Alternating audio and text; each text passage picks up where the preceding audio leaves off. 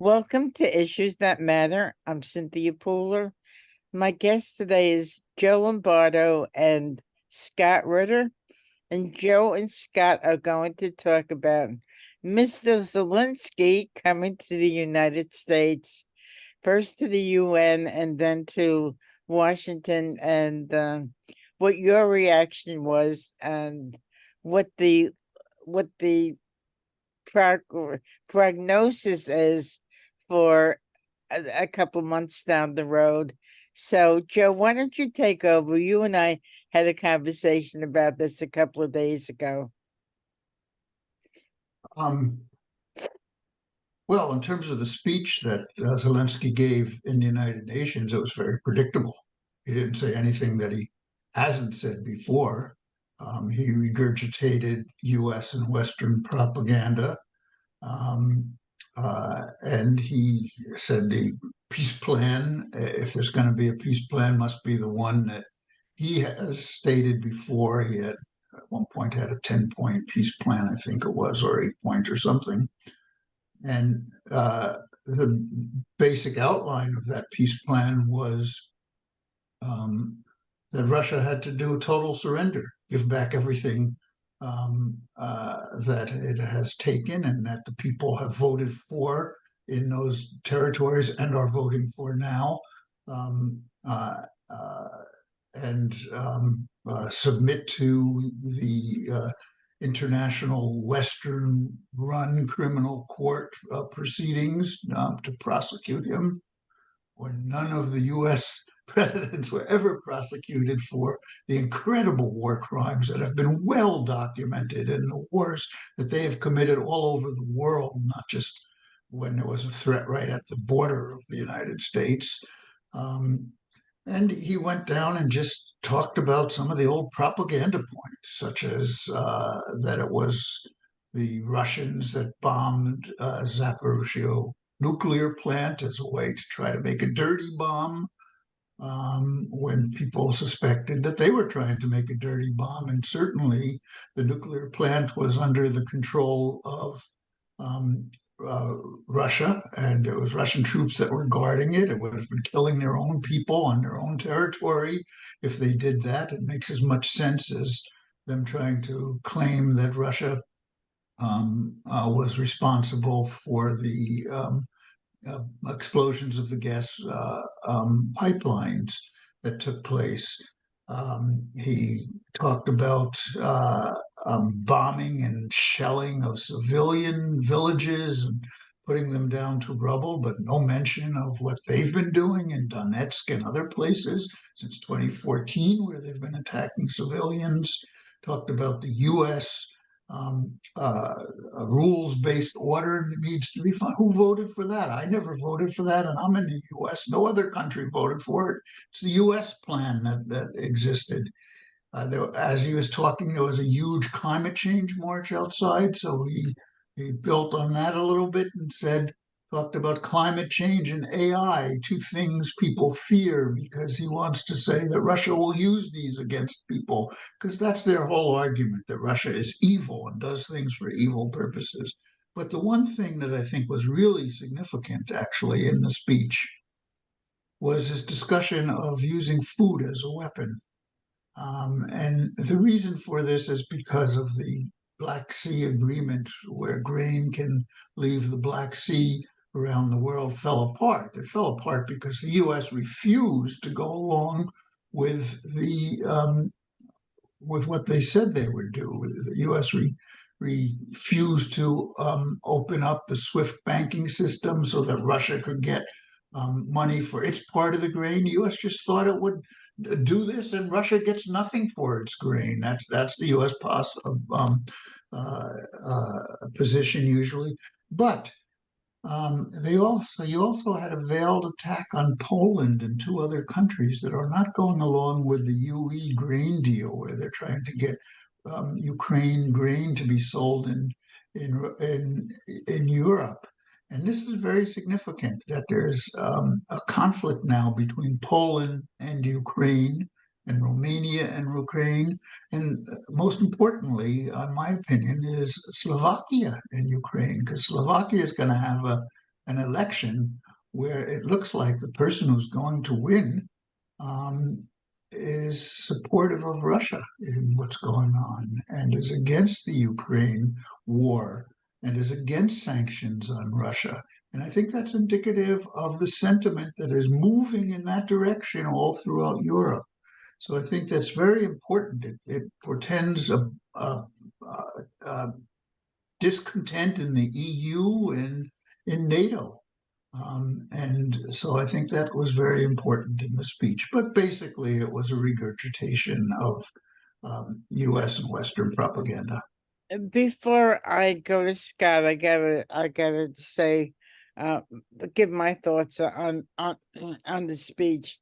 The cameras focused on Zelensky, but when they focused on the General Assembly and the people in there were hardly anybody Yeah, there. it was very few, That's very few. incredible. So, Scott, your thoughts? Well, I mean, what a difference a year makes.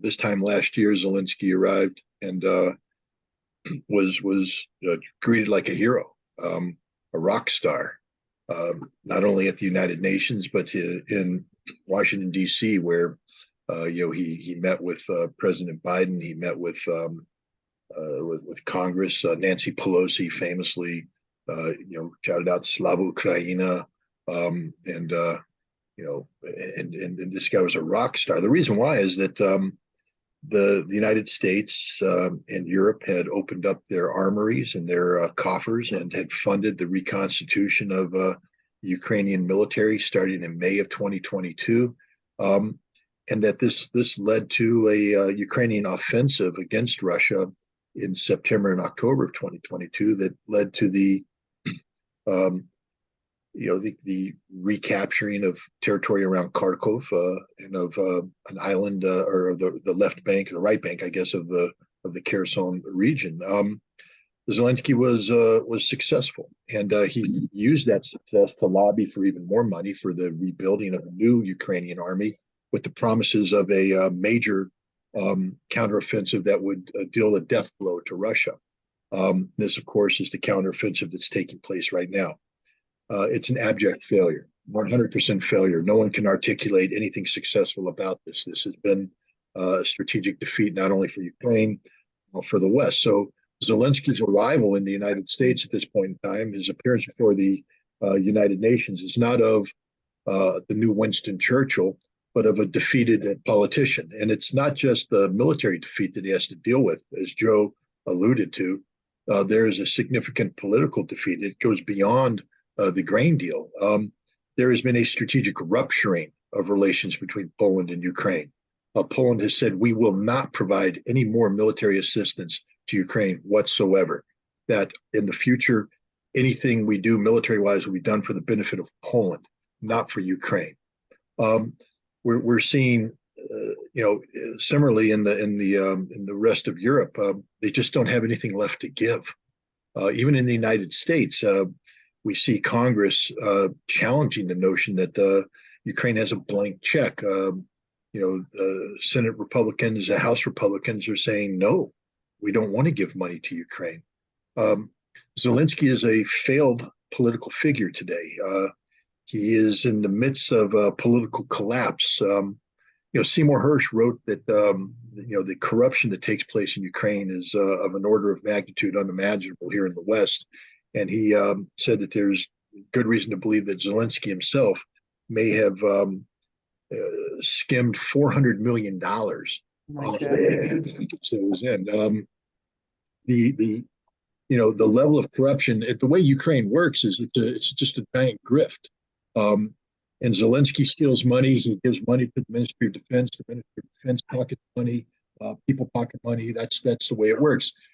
He's in danger of going back to Ukraine, unable to sustain the grift, unable to sustain the corruption. And if he can't pay off the system, he's lost his viability. I think we are looking at the last days of Zelensky as the president of Ukraine.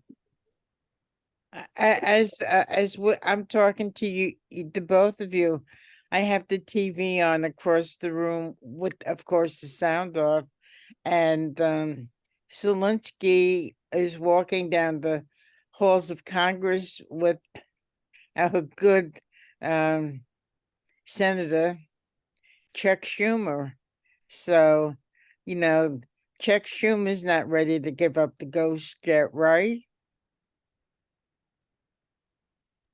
I don't What do think you any think? senator is ready to give up the ghost. Dianne Feinstein, who has literally given up the ghost, isn't ready to give up the ghost. Mitch McConnell, who likewise has the ghost flee his body on occasion, is not ready to give up the ghost.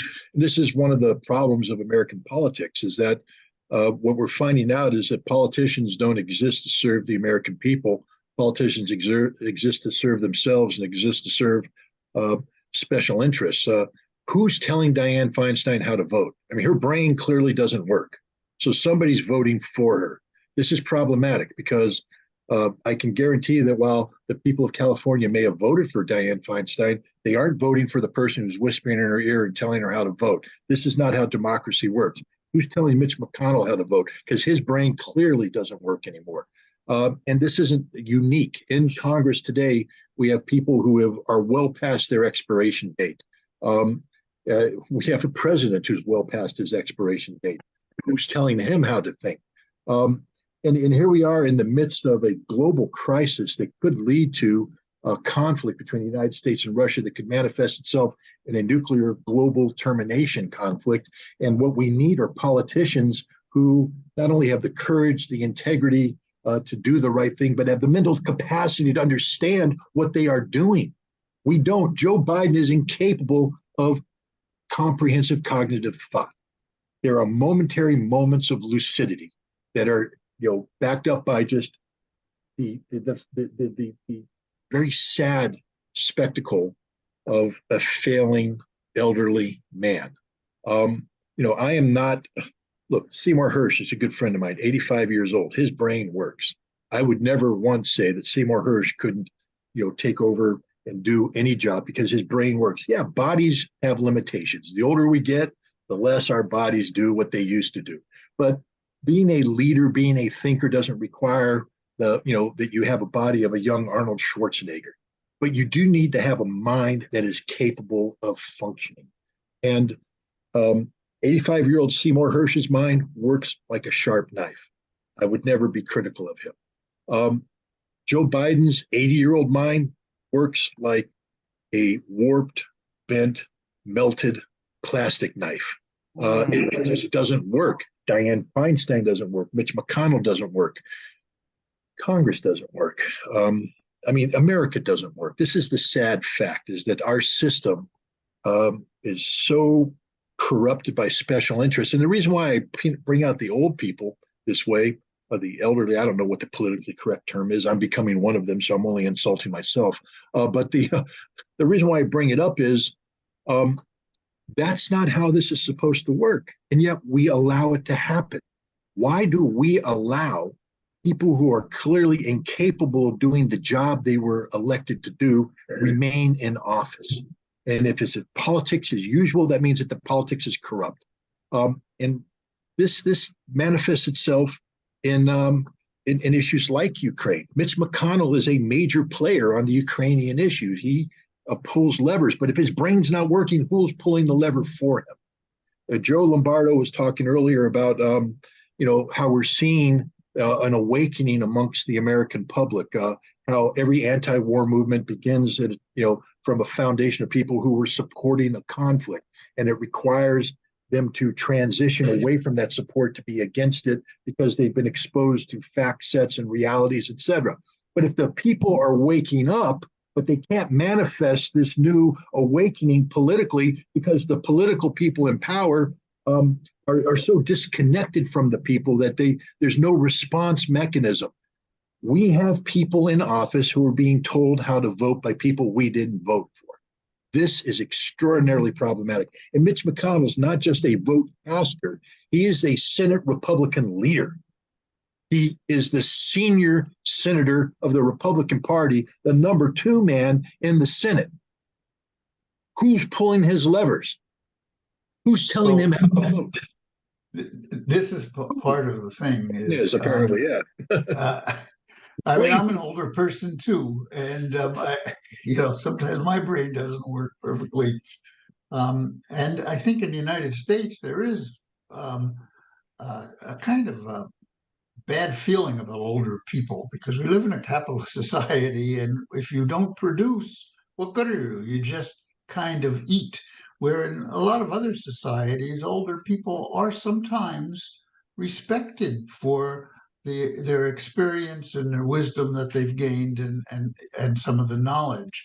However, when you do have a Congress that is of the age, leaders of the age that we see, what we're seeing is they are thinking in a way that's a throwback to the way the United States and the world political system was decades ago. And the world has moved on and they don't see that. So, how do we change it? That's a big problem. It's a problem that we deal with daily in UNAC, the United National Anti-War Coalition, of which I'm a leader of. How do you build a movement as we have in the past that can bring millions out and can force their hand? Because even for the young Congress people in the United States, in my opinion, someone is whispering in their ear and telling them how to vote. And that's all controlled by the money and the corporations that they are associated with and that they go to. If they ever lose the election, they have a big job there and so forth. It's not the interest of the people.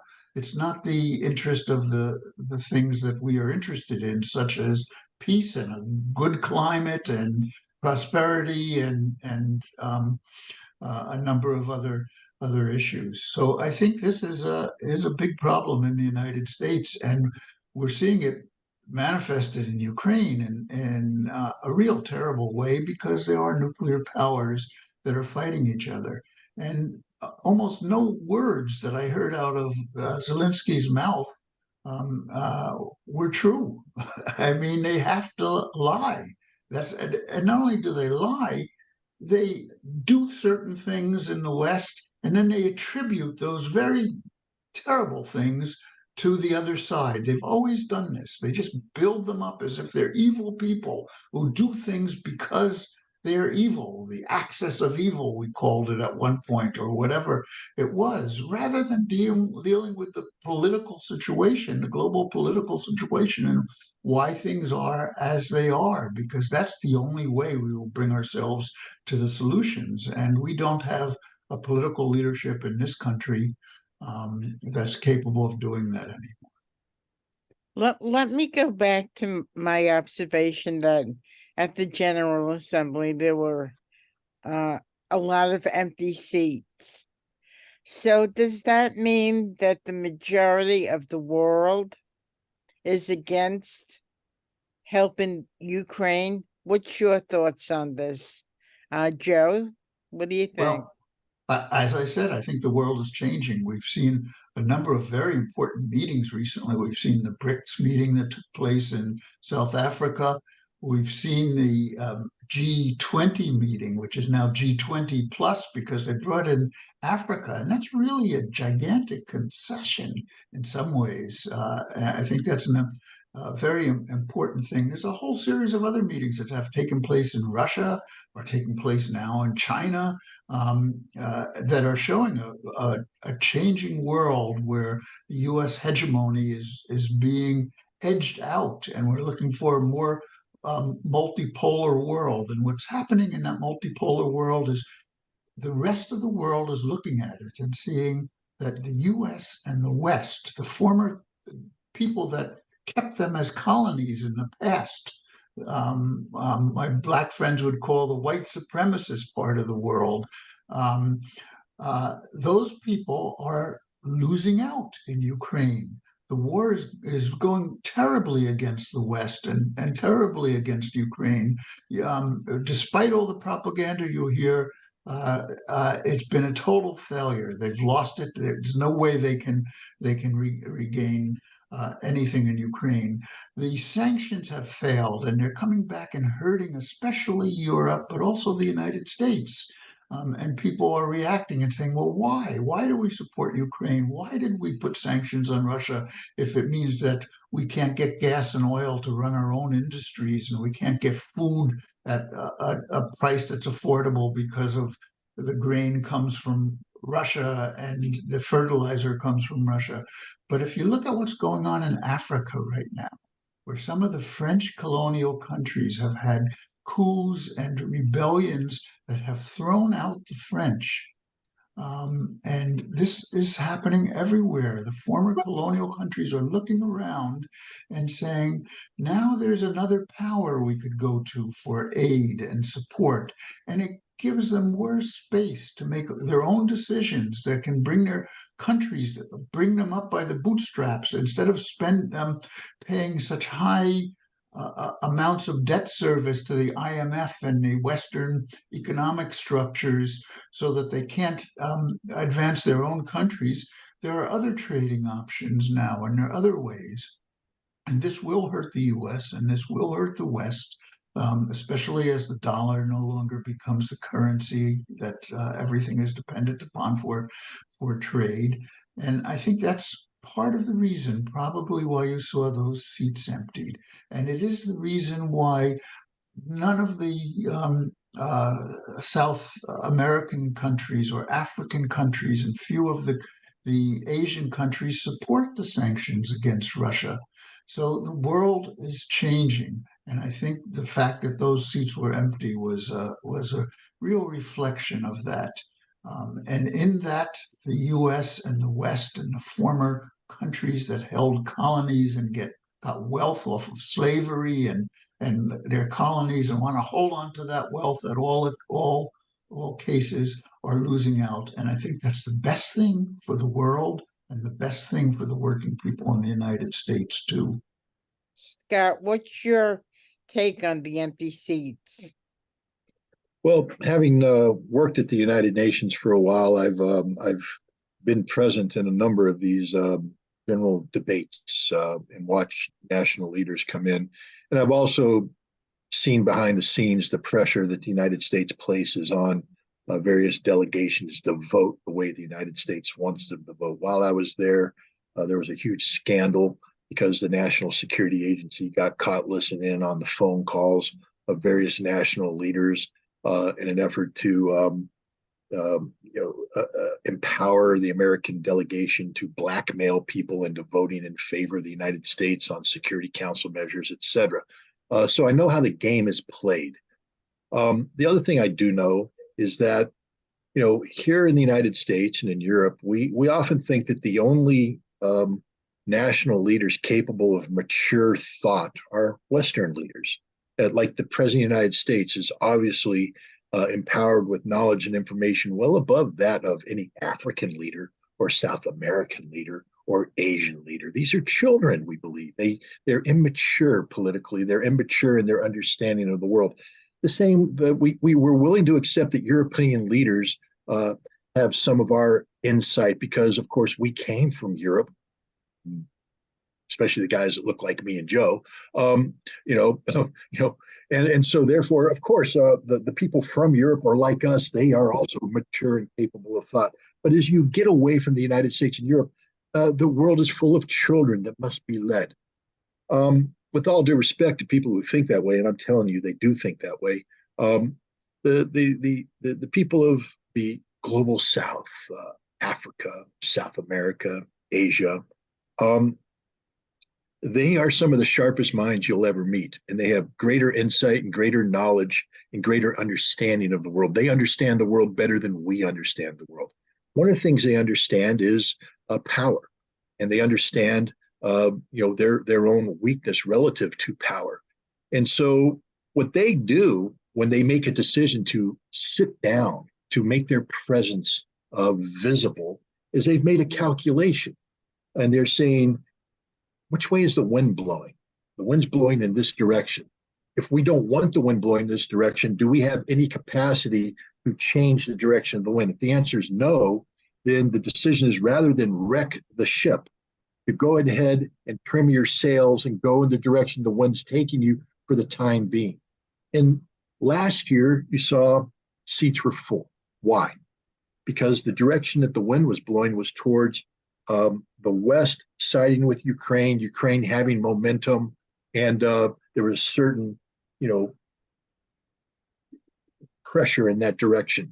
This year, none of that exists. The fingers go in the air, and they're seeing that the wind has changed. Last year, during the General Assembly, BRICS hadn't had their successful summit in South Africa.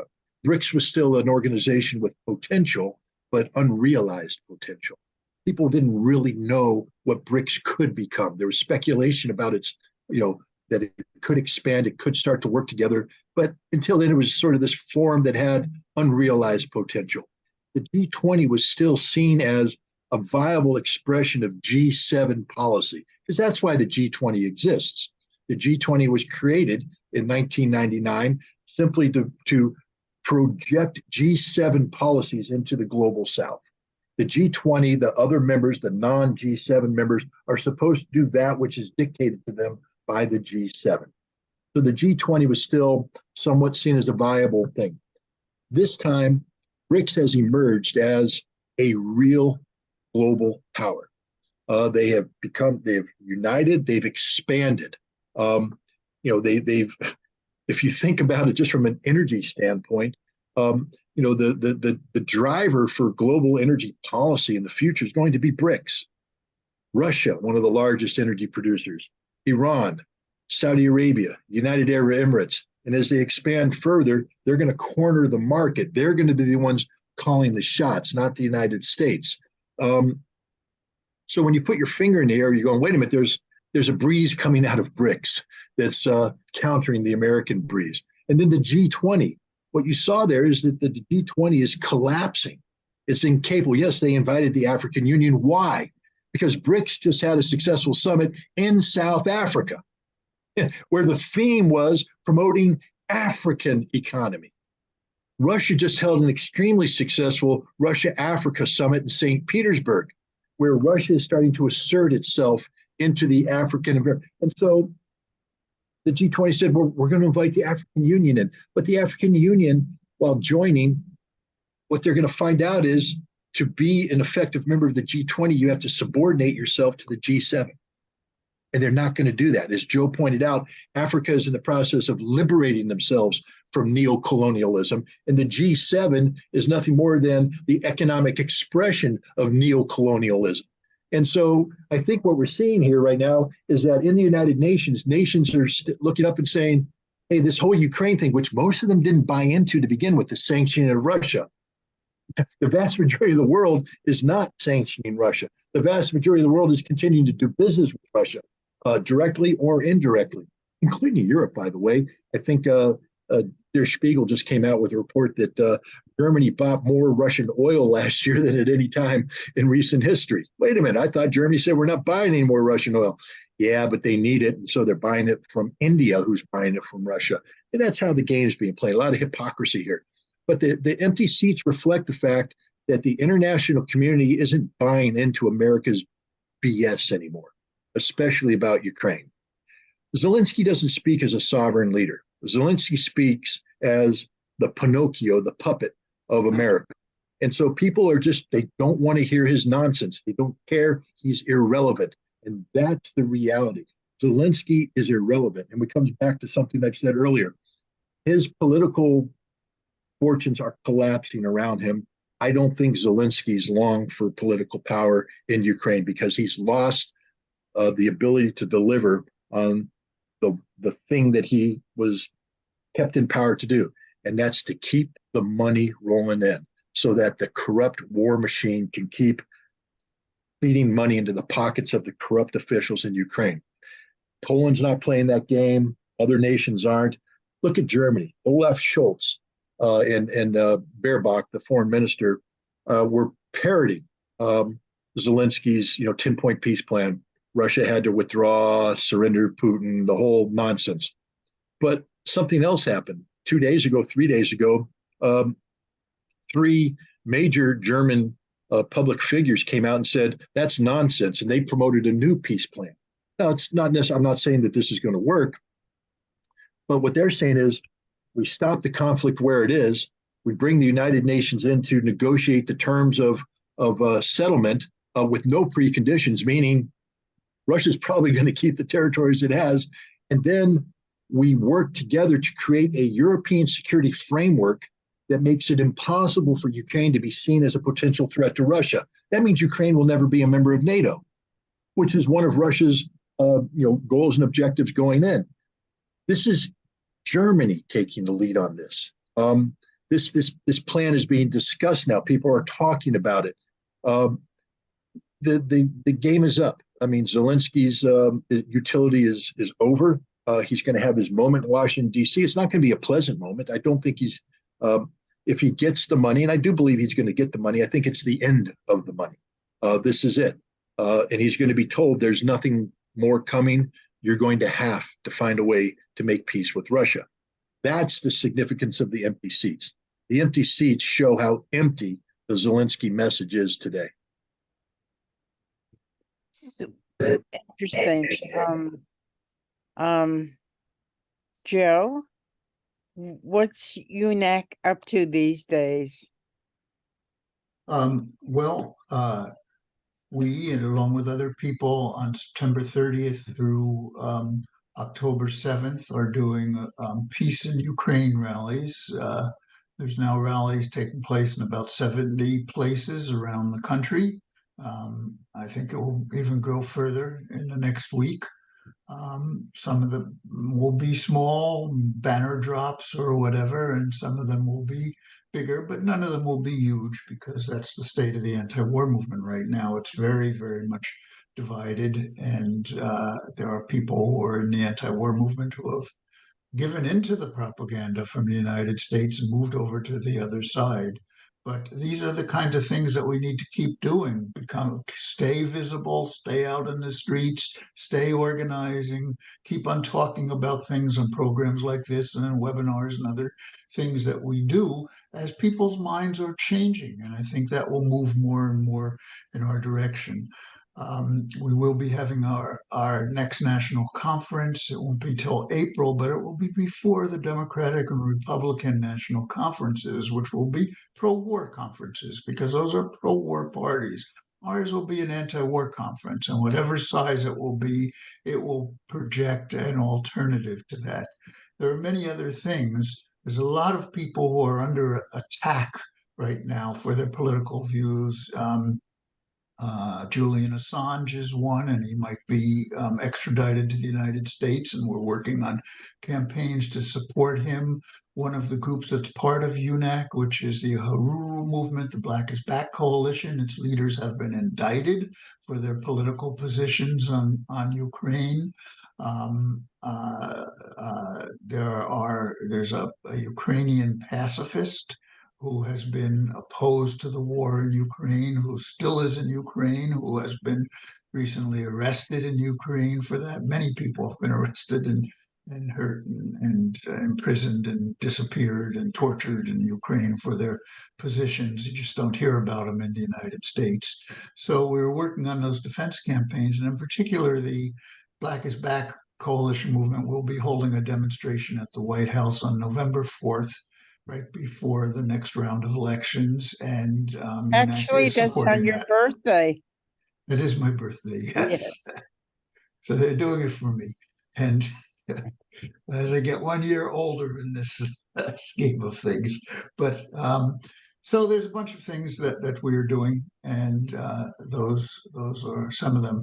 The Black Alliance for Peace, which is part of UNAC, is calling for a month of activity in October around AFRICOM, which is the U.S. African Command, which is becoming more involved in Africa and more belligerent, especially as some African countries are moving outside of the U.S. orbit and the Western orbit.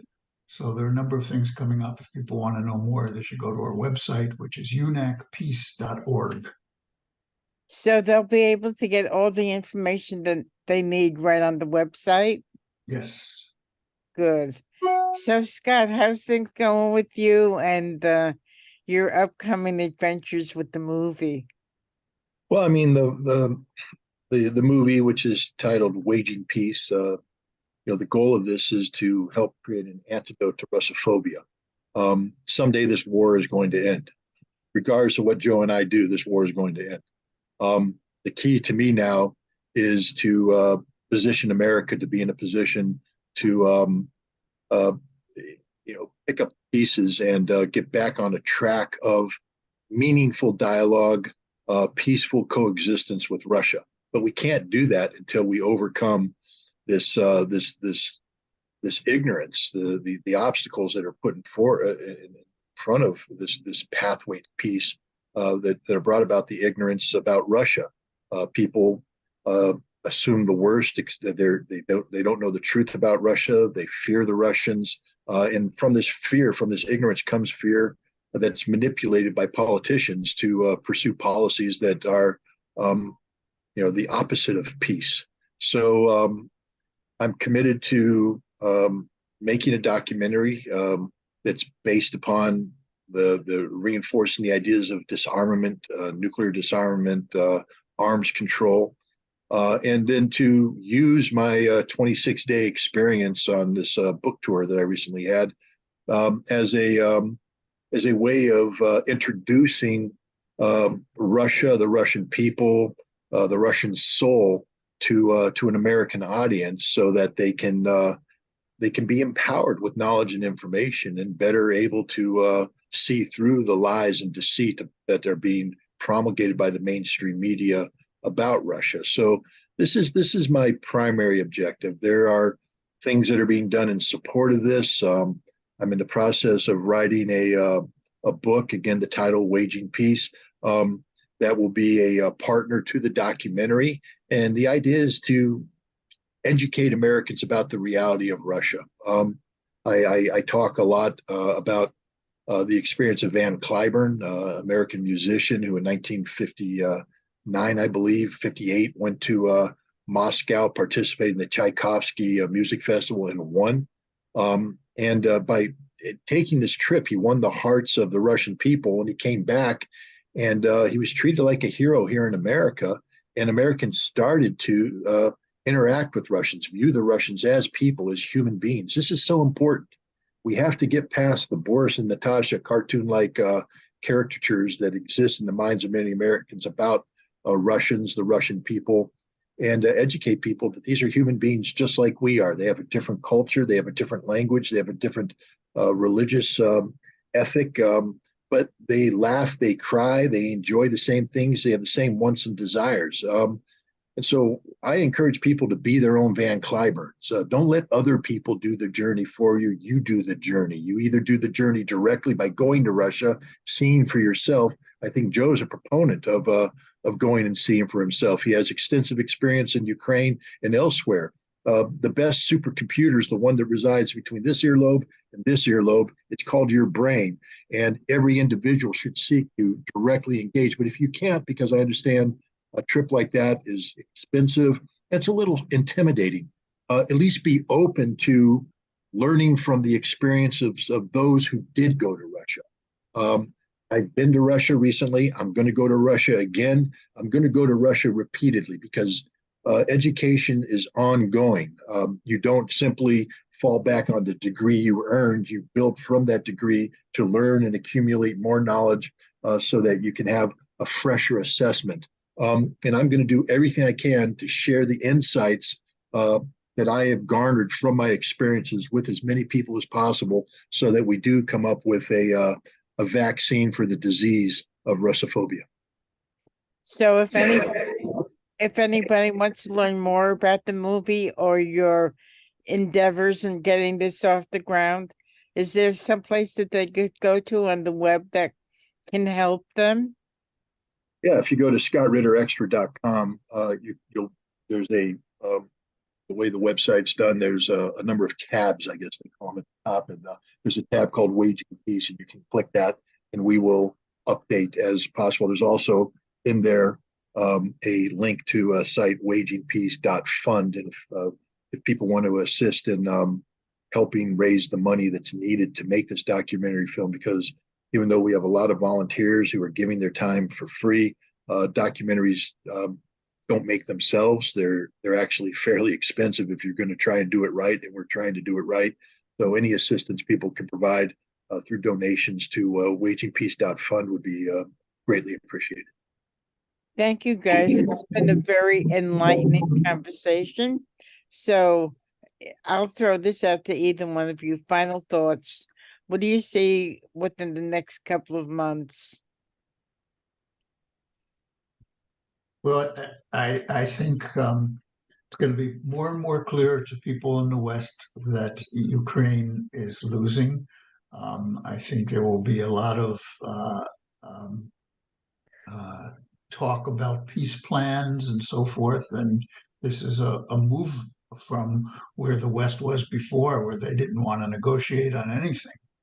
Whether or not Russia wants to do it now, with all the attempts in the past that they would not, that the West did not abide by, even when they signed agreements. Um, uh, so I don't know what will happen there. Personally, I'm going to be in Rome at the end of October for a conference of mainly Europeans, but some Africans and others will be there also. And these are representatives of peace organizations, anti-imperialist organizations, and other groups that are coming together, especially from Europe, but also from the United States, that have a position similar to mine on Ukraine, to try to put together an international movement that at this particular time can start exerting ourselves in a more powerful way to end this war on a just basis, and to break through some of the propaganda, start working together, and that's pretty much where I am right now. Scott, final thoughts? Well, look, the die is cast, as they like to say. What is going to be is going to be. Right now, we're looking at the collapse of the Ukrainian military, the strategic defeat of the Ukrainian military. It's happening as we speak. No amount of money that we throw at this problem is going to change this outcome. But war is an extension of politics by other means, which means ultimately this conflict ends with a political decision, and Russia will be the only person to make that political decision. As Joe alluded to, Russia no longer trusts the West and will no longer put faith in anything the West puts forward.